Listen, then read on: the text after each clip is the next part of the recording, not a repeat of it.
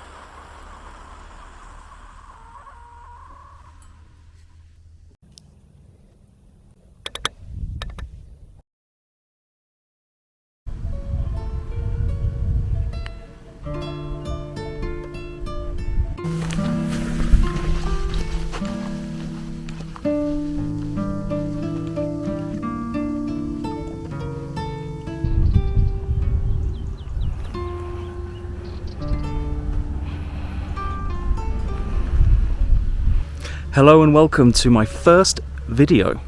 It's a new adventure, it's a new trip, a new channel, everything's new. My name's James, I'm from the UK, but I live here in the glorious, beautiful Spain.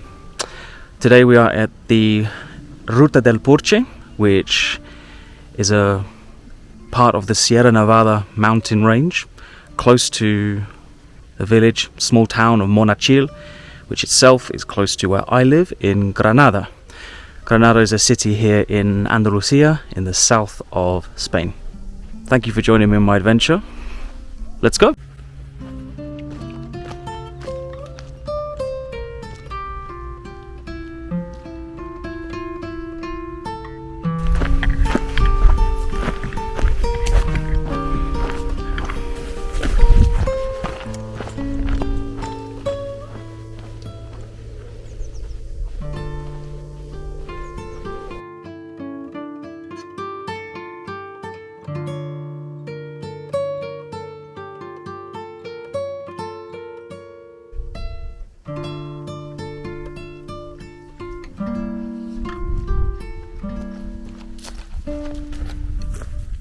This is the first, I hope, of many camping trips, city trips.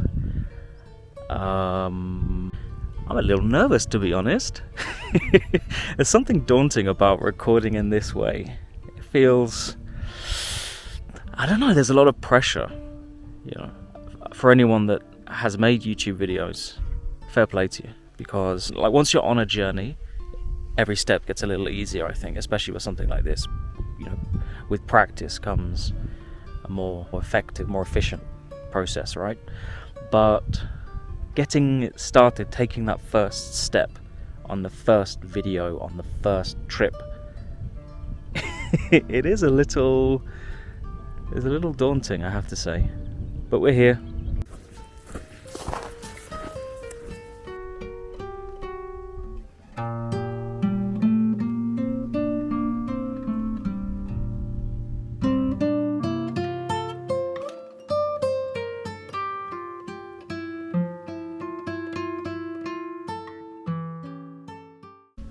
I'm really very hungry, so I'm going to stop and eat something. It's now almost 2 p.m. in the afternoon, and yeah, I can't continue really. I've had this at least a dozen times. Any noodle will do because I'm really only going to use the noodles themselves. A tin of fish.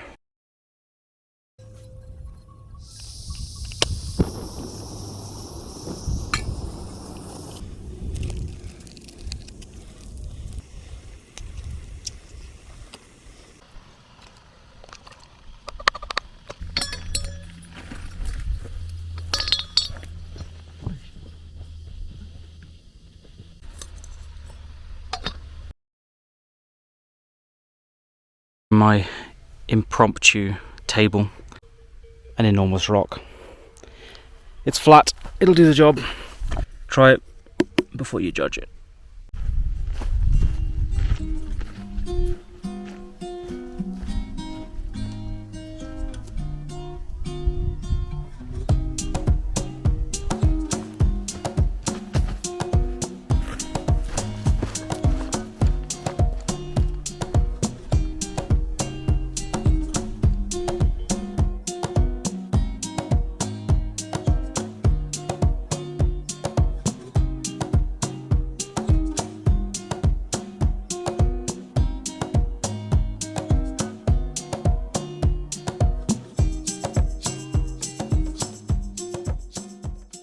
I'm finally within touching distance of this road. Yeah.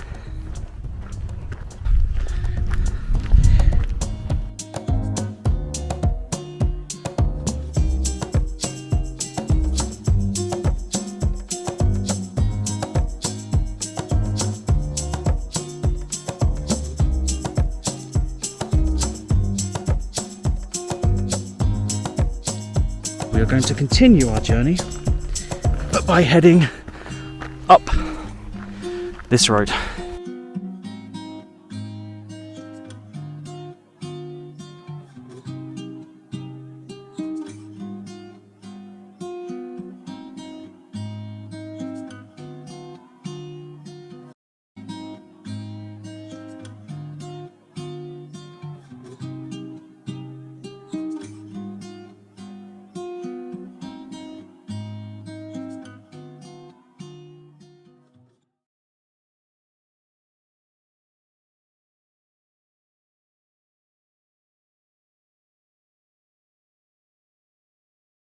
DD tarp 3x3, extremely popular with good reason.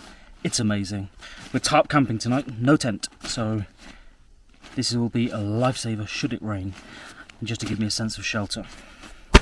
Ground sheet, thick, water resistant, waterproof material, very dense nylon, and another mat. This is the mat for my Moka 2 tent, but I'm going to use it as another layer beneath me to give me some extra insulation from the ground.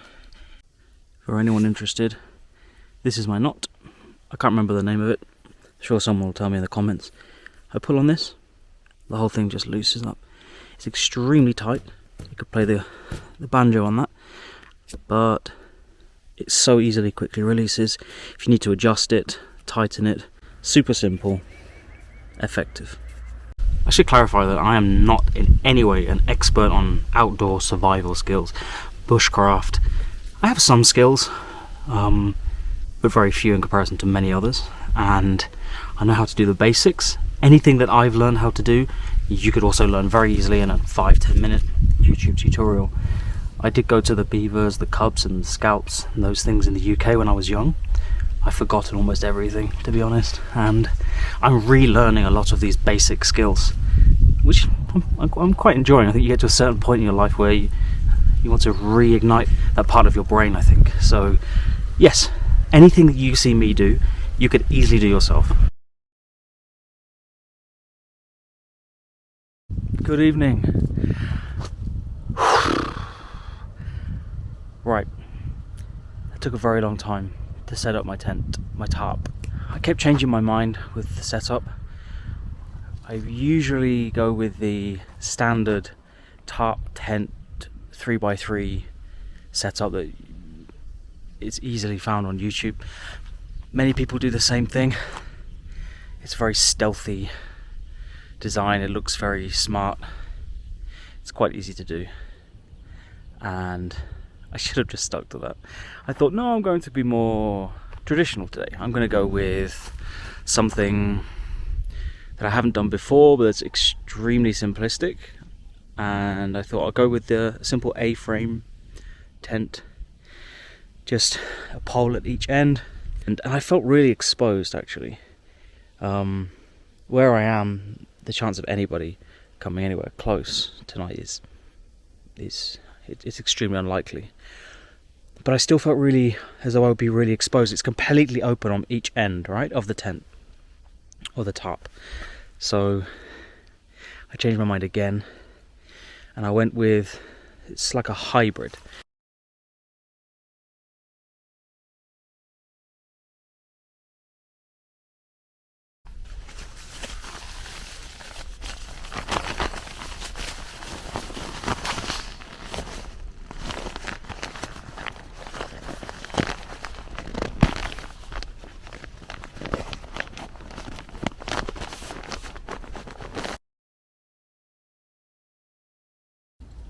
Both drinkable water, potable water, but when this is empty and the only other option is water to boil, I know which one has the water that needs boiling first.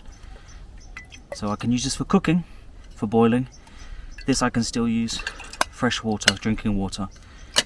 Identifying the two is really important. That's a sleeping bag in there.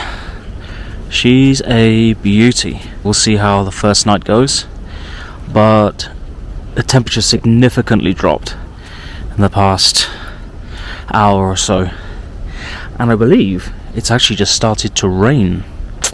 So I need to get this stuff into the tent as soon as possible. It's been a bit of a mess today.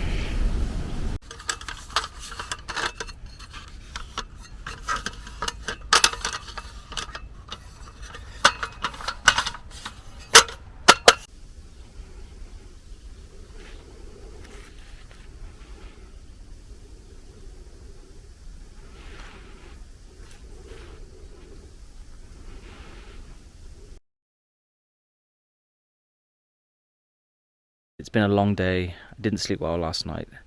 I probably overdid it on the walk.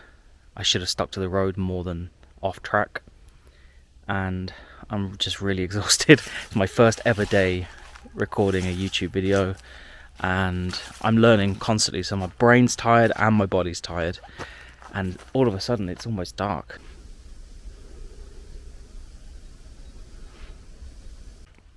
In every video I want to feature a beer, and one of my favourite beers, it's also a very commonly found beer here, is Estrella Voll-Damm Doble Malta, which means it's a double malt. It's heavy, it's a solid full character, it's 7.2%. So these little small cans, it's 330ml, is probably just about right, because if you drink it at the pace of a regular beer here in Spain is about 5%, 5.5, but this is noticeably heavier and stronger. Not really an issue for me, but you just have to be a little bit careful with this one, because you can overdo it and it can catch you out. It's deceptively strong. It has a bitter taste. Being English, British, this is a massive generalisation, but I generally don't like lagers. I'm more of a ales or beer man, right? Some of the standard Spanish lagers, like Cruz Campo, of course San Miguel, it's commonly found in the UK, and yeah, some of the most common lagers here, just like the most commonly found lagers in the UK, they don't do it for me. They're just very gassy, they're too light in their taste. Even when they're stronger, they're still just lacking in character, lacking in flavour, lacking. So, yeah, there aren't all that many options here for, certainly on draft, but in cans and bottles in the larger supermarkets you can find a really excellent selection of dark beer. Cheers guys, thank you for joining me today. Many things exceeded expectations, and I just had a few moments to reflect and I was getting a little frustrated before with certain things hadn't gone my way today. It's a lot later, quicker. It's got later, quicker than I expected, and there are a number of different things I wanted to do this evening that I'm not going to be able to. But for my first ever day making a YouTube video, or recording at all really, I got some amazing footage. I saw Iberian ibex. I had to Google that. I couldn't remember the name. It's this wild Spanish goat. They're really rare here. I've been here many times. I've never seen one before. I saw two, pretty close as well. They were really only about 30 meters away. Just a side point, it's great that there's nobody up here. There's about 60 plots and there's nobody here. I'm almost certainly not going to see anyone. The only drawback to that is that every sound you hear, you think, what's that? Right? And there are cows in the field beyond over there. I saw some dogs earlier as well. I guess the dogs were rounding up the cows. And it's very, very quiet here, which is a bliss. It's a blessing. I'm grateful. I'm not complaining. But just occasionally there are moments where you hear something that sounds like footsteps. I mean, you hear things dropping all the time, right? Leaves, branches. You do hear different noises, but there's occasionally just a noise that you think, God forbid somebody ever had a malicious intent. There's very little I could do in response. I have knives, I have a hammer, and I think I could make a good account of myself if I had to. But of course you just never know. You can't think like that. The chance of that happening is so rare. Anywhere, especially here. Cheers, guys. I realise the light is fading rapidly. I'm not sure how clearly you can see me here. The tent is set up. New sleeping bag for tonight. I'm excited about that. The last time I was here it was -6. And I had a sleeping bag that was suitable for +10 degrees. So I was under-equipped, under-prepared. I was okay, but I barely slept. I woke up. The coldest point of the night is usually around 3. No, sorry. No, I think, put in the comments by the way if you have any ideas on this, guys. But I think in the UK the coldest point of the night is 3, 4, 5 p.m. AM, sorry. But here it seems like the coldest point is around 8 a.m. Often when I walk my daughter to school, that's the coldest time of the day. Anyway, I have a better tent. I have a better setup. I don't feel alone. And I'm grateful for a very positive and productive day. Yes, I'm very tired and I do look like a panda. Thank you for joining me today. And thank you for watching this video this far if you have. There's plenty more tomorrow. Many things that I wasn't able to do today that I will do tomorrow.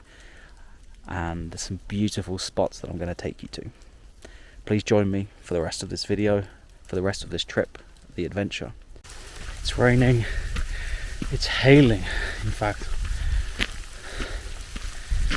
Very hard, strong hailstones smacking me on the head.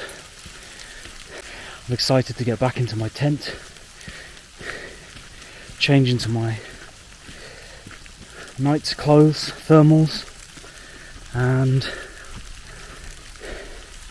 get warmed up. Home sweet home. Here she is. She's done well in the rain, in the hail. There's my sleeping setup. Very quickly, ground sheet, sleeping pad, sleeping bag, extra top at the end for the head, just because sometimes it slides up and you don't want the sleeping pad directly on the ground. Over there in the corner is my small table. On there, food bag, I guess you could say. It's a cool box, I guess. It's a cool bag. There you go. Electronics bag, hygiene and first aid kit, survival kit, I guess you could say, that has like knives and fire lighting options and paracord and things like that. And over here, my rucksack, I've put it inside the rain back jacket, just the other way around, just to keep some creepy crawlies out. That's my sleeping setup. Now, if I didn't have a decent sleeping bag, I could get in trouble here because it's cold. It's really raining, hailing. You can see my breath there. It's cold already, and it's only 7:30 p.m, so it's going to get a hell of a lot colder tonight. I'll be fine. Right in the corner, the furthest corner from the entrance to the site, but that's how I like it. So yeah, here we go. Excellent setup.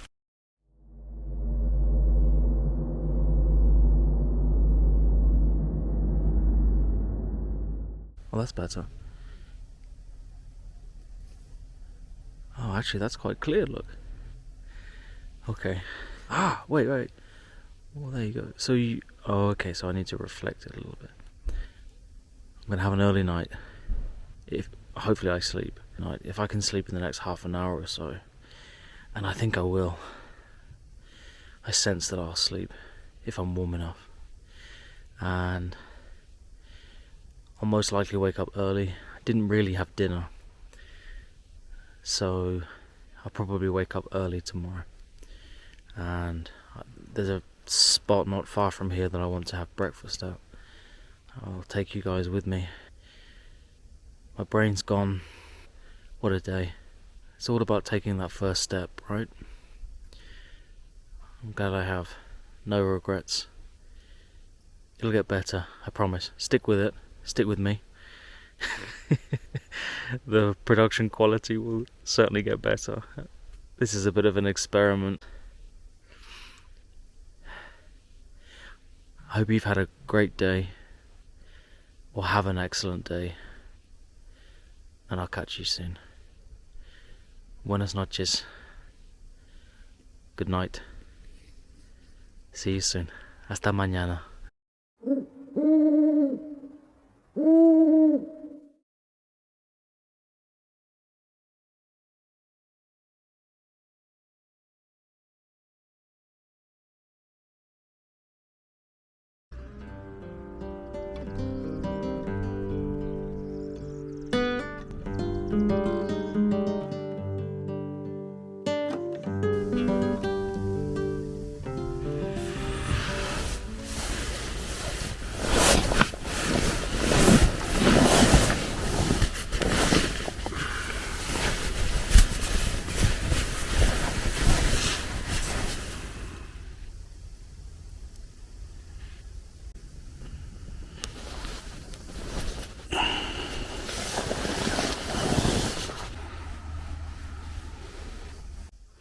Good morning. I woke up to the sound of birds, and it's about 8 a.m. I was in my bed for about 8 hours, but according to my watch, I only slept for about 4 or 5 of those hours. Thumbs up for the Van Gogh Night Star 250. I was perfectly warm enough last night. My face was cold, that's the only problem. But I probably could have pulled the drawstring. I could have probably cocooned myself in a little bit more.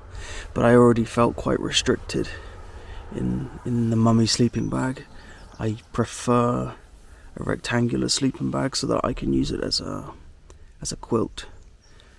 In the warmer months I'll just zip it open, flip it around so it's on top of me only, so I'm not at all restricted. I'm a side sleeper, so I do move from one shoulder to the other shoulder throughout the night, which with mummy sleeping bags can be a problem.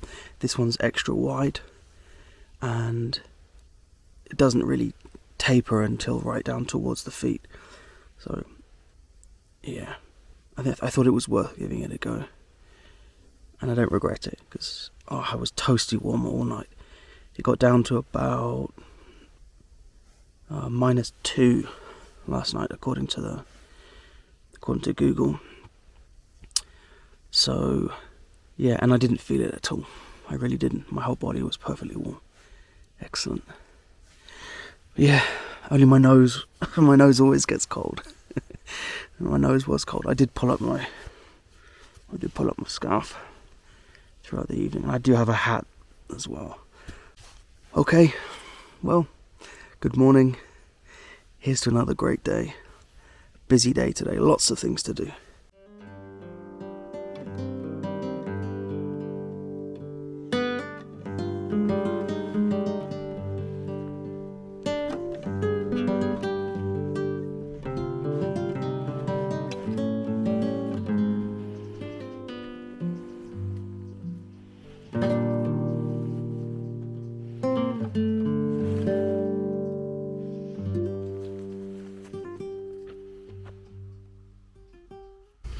It's early, it's cold, I'm sleepy.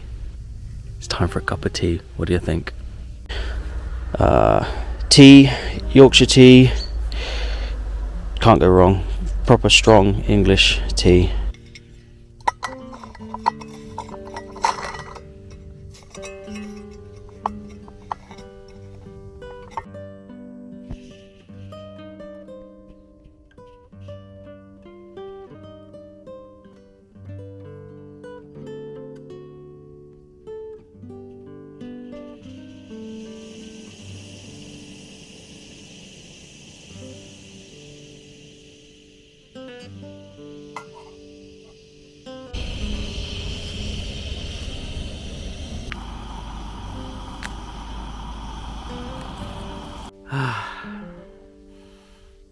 So beautiful and so warm as well. Boiling hot, too hot to touch really. Just setting up the tea, my hands became almost numb from the cold. It's interesting, the last time I was here there was frost on the ground in the morning, and my tarp was covered in a shiny, sparkling layer of frost. It's not the case now, because it is 3 or 4 degrees warmer than it was then, about a month ago.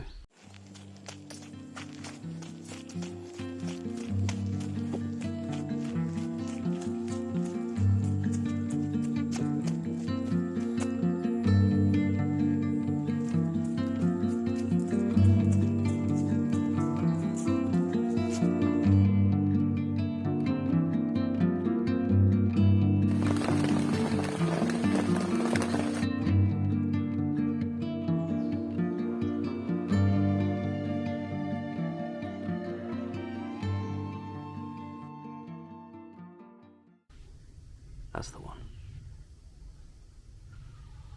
I'd like to settle a debate on tea versus coffee. For me, I'm extremely torn on this. Tea is comforting. Tea is home for me. There's almost something ancestral about drinking tea, especially on a cold morning like this. There's nothing like the beautiful, leafy, bitter smell of tea at this time of the morning, or at any time, frankly. I do love a cup of tea. Tea is just something different. It hits deeper for me. However, I absolutely love coffee.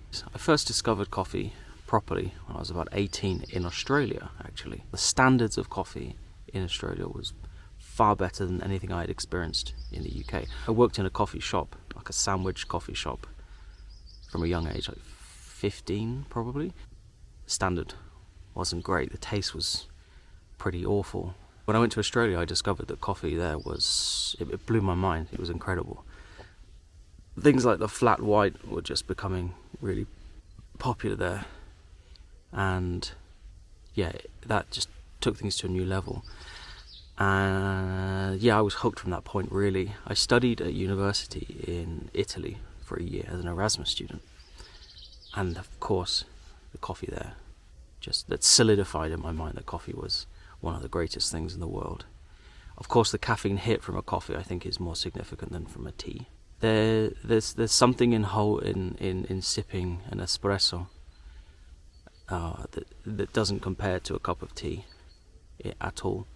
Tea is obviously so heavily diluted. The coffee is so pure and rich, and the flavour is so deep.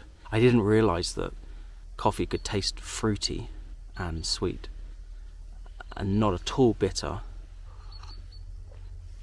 Because I know many people that don't drink coffee because of its bitterness, and it just doesn't have to be that way. There are many softer, more vibrant, like wilder options. I think in some ways I'm more passionate about coffee, but tea has a place in my heart. It's where I've come from. I feel like I have a connection to tea that's different. I can't describe it. If you get it, you get it. So put it in the comments below. Tea or coffee?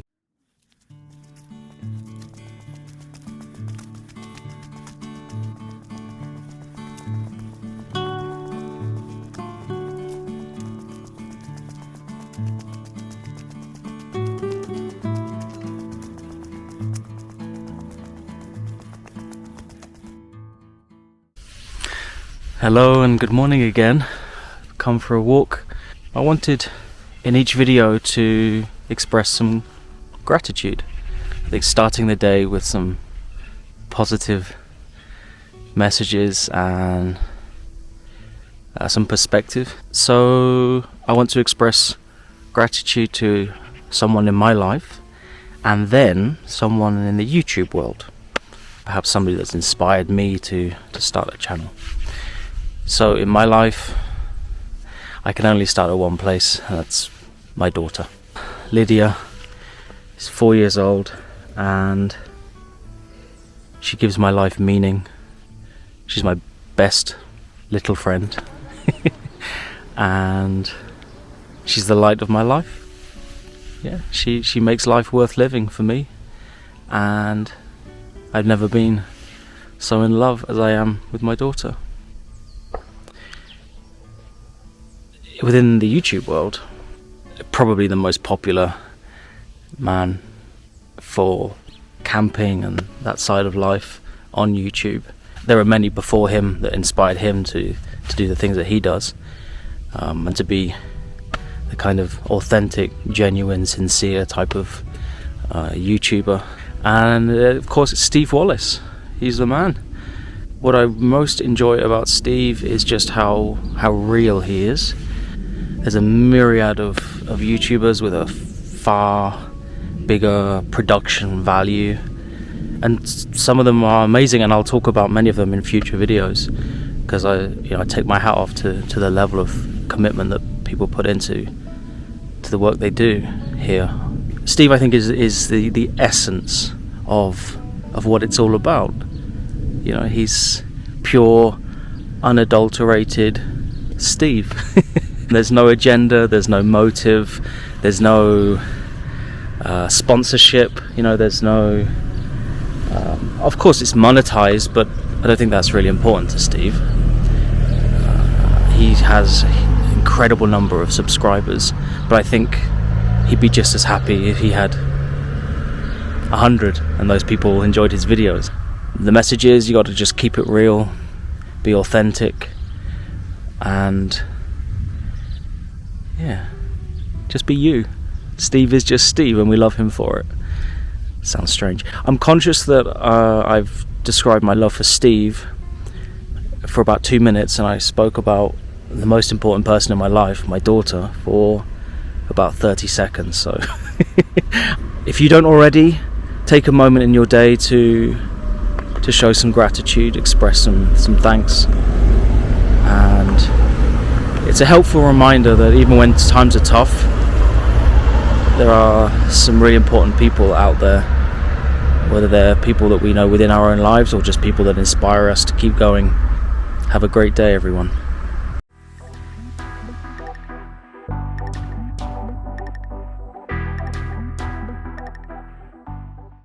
There's an excellent setup here for some breakfast, but I know a far nicer spot away from the road, just a little further over there. Let's go.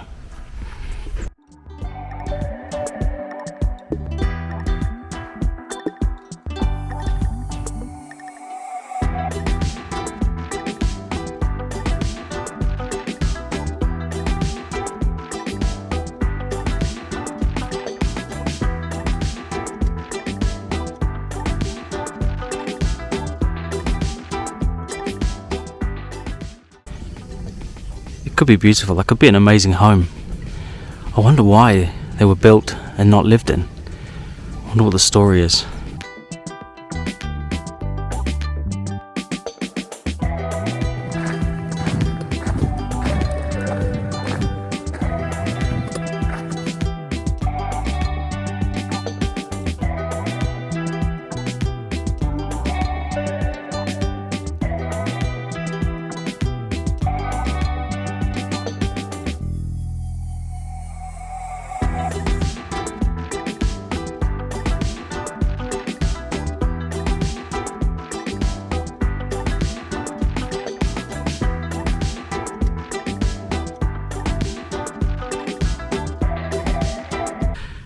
One-litre jerry can, grip handles, Fabada Asturiana, like a bean sausage stew, I suppose, but surprisingly tasty. Wooden spoon, some extra chorizo, open L8, slice that bad boy up. My special spice mix, which I'll go into on another occasion, but has all of your standard household spices. And of course, lighter. And he's out again, the Primus.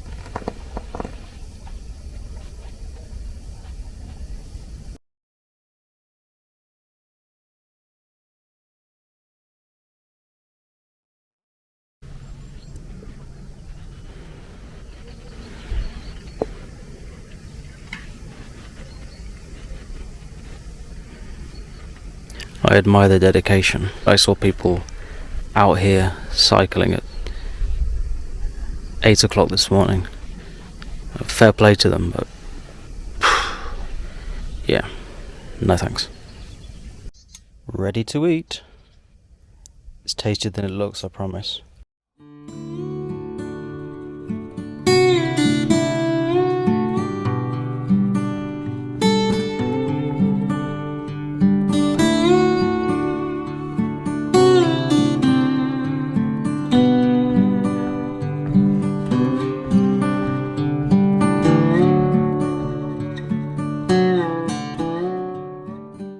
I think camping down there wouldn't be an option, but a bivvy bag perhaps, or a tarp.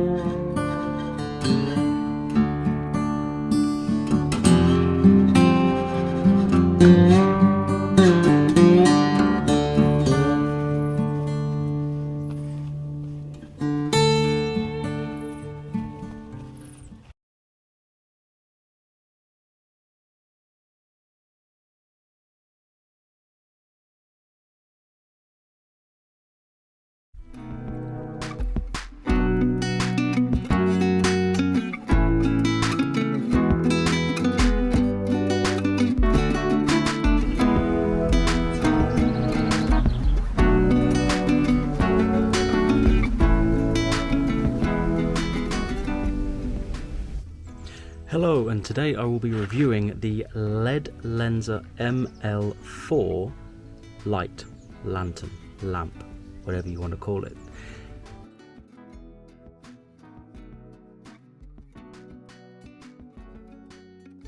I purchased this with my own money 3 or 4 months ago now. I've used it at least a dozen times, fully tested it. I've used all the different settings, the functions in many different sets of conditions, and I'm extremely happy with this lamp. It's incredible.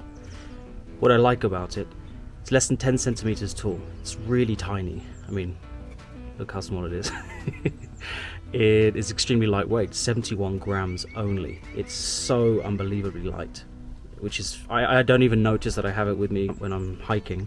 I can clip it onto anything. It has a carabiner here, so I usually clip this onto the top of a trekking pole when I'm setting up a tarp camp, and it's just fantastic. It's extremely durable.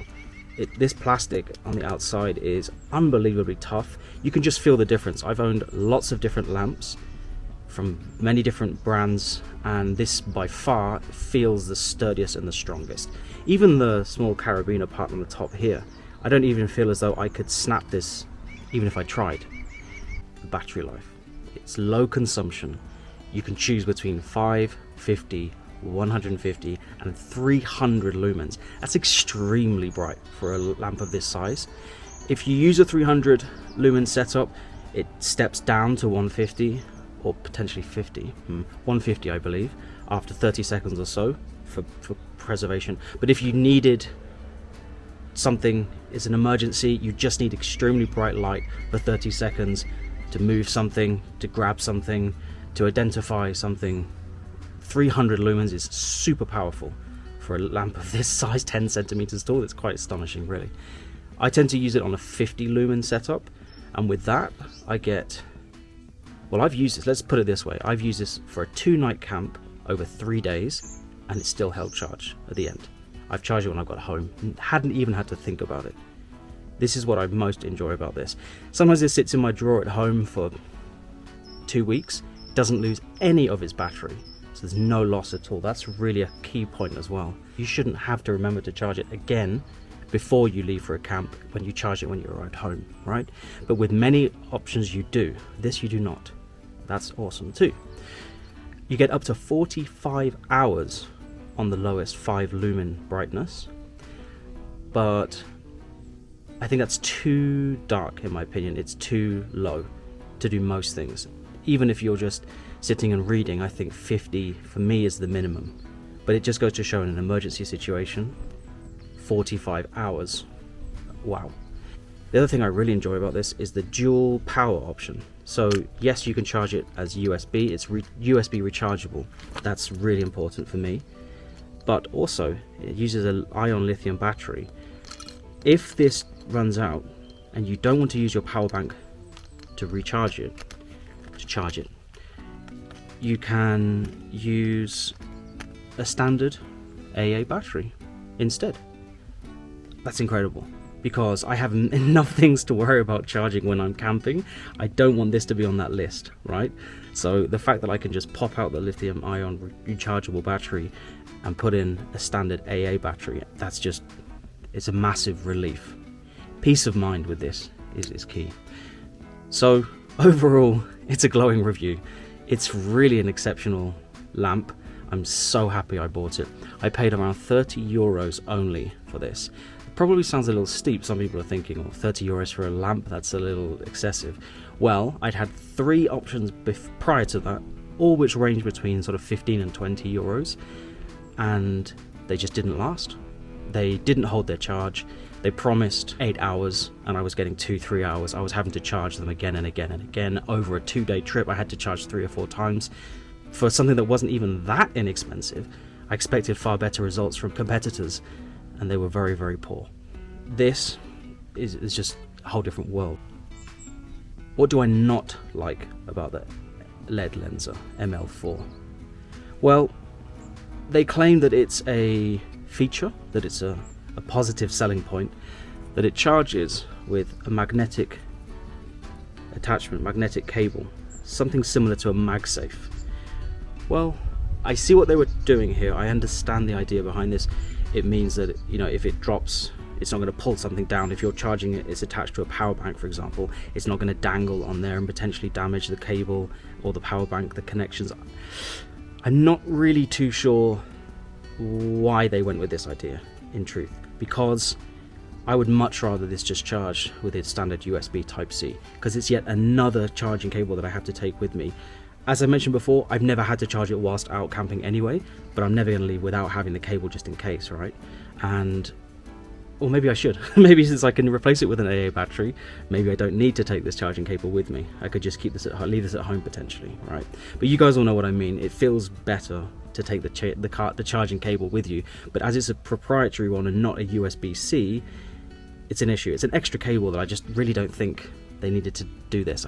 One other thing I should mention is once it's turned off, it stays lit up green. It has a specific type of, wait, there is a material, phosphorescent I think is the word. So for some time it stays green, actually for like many hours in fact. It stays a very, very dim green color, and that helps you to find it when it's dangling above you in a tent, for example. The other point here as well is that the on-off switch is on the top, which is protected by the carabiner,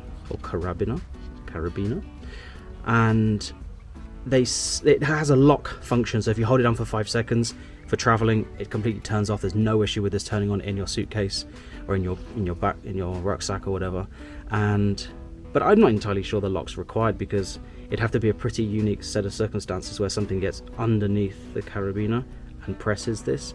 It could happen, of course, so I appreciate that there's the option. Red, white, flashing, there's just no end to the number of features that this ML4 has. Thank you for listening to this review. I paid for this myself. If anyone ever wants to send me something for me to take a look at, I'd love to do that. I would really enjoy reviewing new products. I'm always looking to add to my inventory of stuff, and I'm purchasing stuff on an ongoing basis, but whilst I'm not into sponsorship, I absolutely would give an honest and clear review of any product. I've been particularly emphatically positive about this, and I realise that it could seem a little biased, but it's absolutely not. I'm happy to point out any of the negatives on this, but there just aren't any apart from this damn charging cable. It's just perfect, and I'm extremely happy with this. For 35 euros, like £30 or $40 US, something along those lines, it's an unbelievable steal, and I highly recommend this.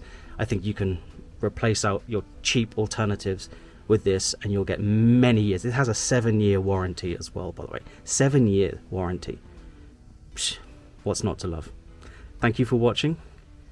See you soon. Camping tip.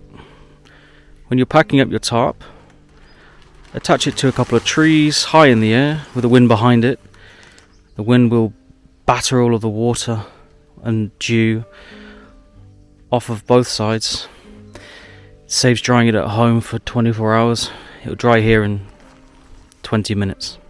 All packed up, ready to go, leave no trace. I'm going to hit the road, well, hit the fields on my way back. We're going to retrace the steps from yesterday, plus a pine forest at the end. Join me, let's go!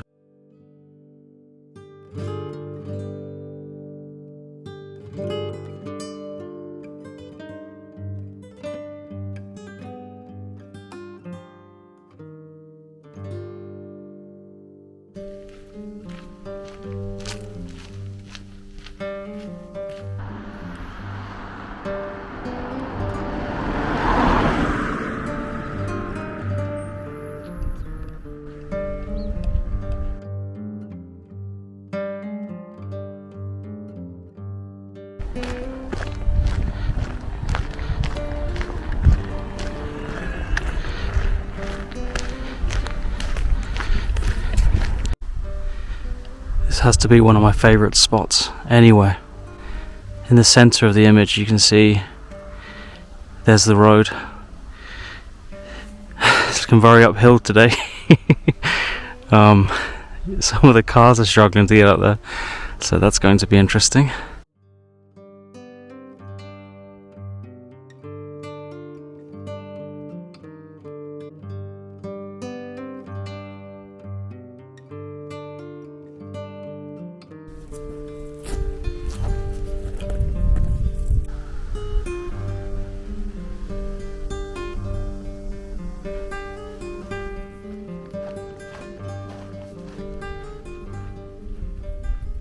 ¿Qué cosas llevas al camping?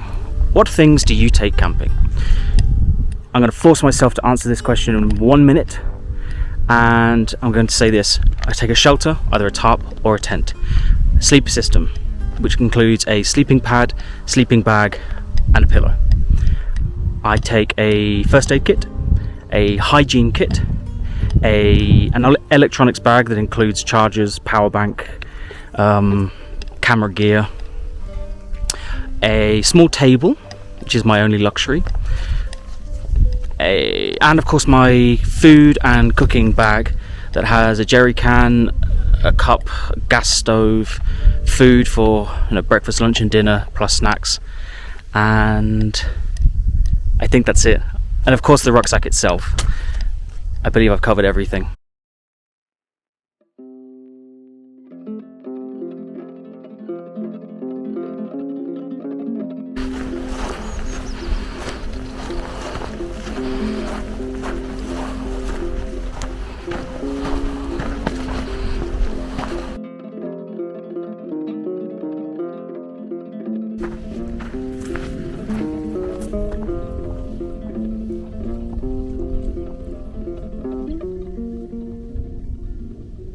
The Steinwood trekking pack, German brand, high quality, affordable price if you get it on a sale as I did with a discount code. The thing is, I can't really afford the lightweight gear that I would like, some of which I think you could argue I probably need at this stage, but it is what it is. Until then, I need something super strong, tons of support on my back, on my waist, on my shoulders, all the weights down on my waist, and yeah, she does the job. I'm very happy with her. I spent about 6 months deliberating over whether to buy one or not, and I think this was the best I could possibly have got for the money.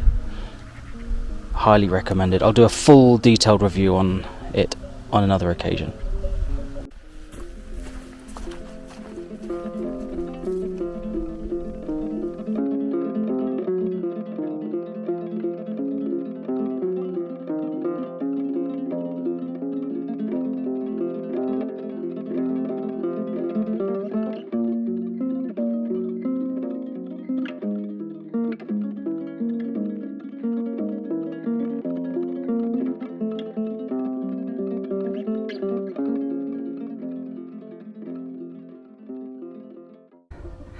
I think that over the ridge there, just up there, is where some cars park there and people base themselves there for hiking in the area, and some tables and chairs there. So that's my goal. I've got to get up there, and then I'm going to continue on as I head down through a pine forest, try to add some variation to the scenery. As the legend Hazy from Haze Outdoors would say, medic!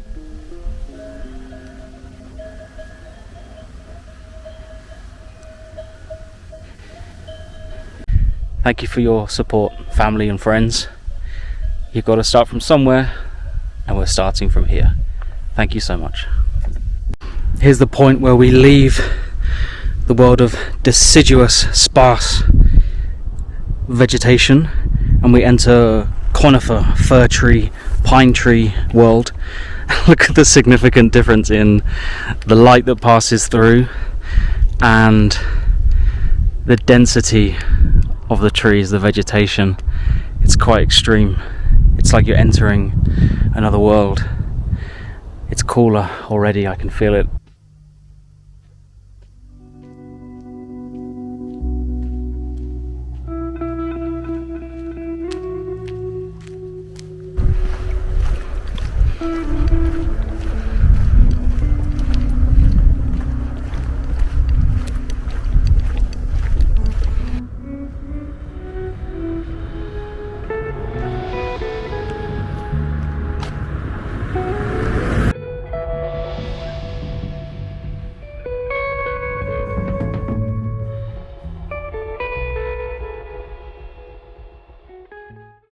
Quite eerie, quite creepy.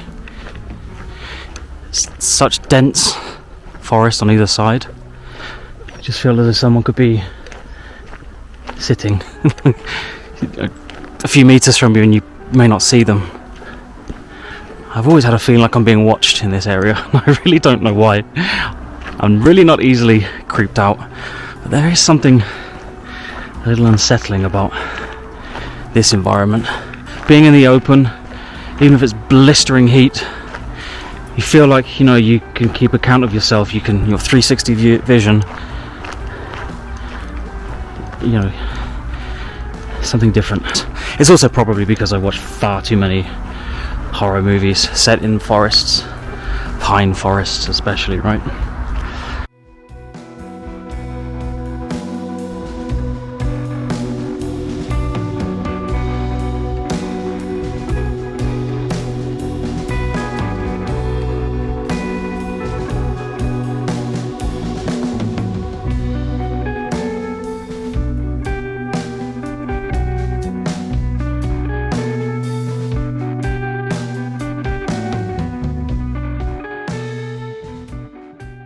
Please, please, please, it would be hugely appreciated if you could give this video a like. This is the first ever video of this channel. I have a long way to go. If I have any chance of growing this channel, improving it, developing the ideas, traveling further distances, I need your help. And if there's any way you can support the channel, it would always be appreciated. Gratitude, appreciation, lots of love. Thank you guys.